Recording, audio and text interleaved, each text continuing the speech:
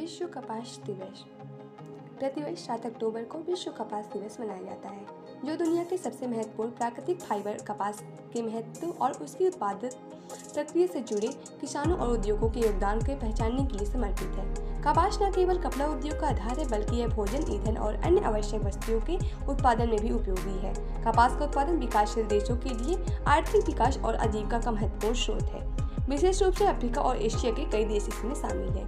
विश्व कपास दिवस की शुरुआत 2019 में विश्व व्यापार संगठन यानी WTO ने विश्व कपास दिवस की शुरुआत की थी। इस पहल का उद्देश्य कपास के उत्पादन, उसमें उपयोग और वैश्विक अर्थव्यवस्था में उसकी भूमिका के प्रति जागरूकता बढ़ाना है।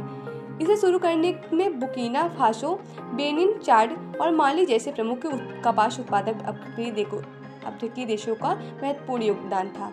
कपास को सफेद सोना भी कहा जाता है, क्योंकि यह लाखों किसानों की आजीविका का प्रमुख साधन है। कपास का आर्थिक और सामाजिक महत्व। कपास की खेती विकासशील देशों में, खासकर ग्रामीण इलाकों में आजीविका का एक प्रमुख स्रोत है।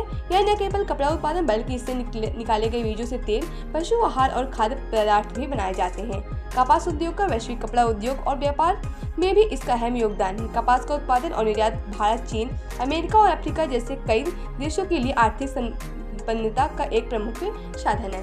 कपास उत्पादन से जुड़ी चुनौतियां। हालांकि कपास उद्योग का वैश्विक स्तर पर बड़ा योगदान है, लेकिन इसके उत्पादन में जुड़े किसानों की कई समस्याओं का सामना करना पड़ता है, जैसे अनियमित मौसम, कीटों का प्रकोप और बाजारों में अस्थिर कीमतें। इन चुनौतियों से निपटने के लिए कपास के सतत और जैविक उत्पादन पर जोर दिया जाता है, ताकि पर्यावरण पर नकारात्मक प्रभाव को कम किया जा सके और किसानों को आर्थिक स्थिर आय प्राप्त हो सके। धन्यवाद।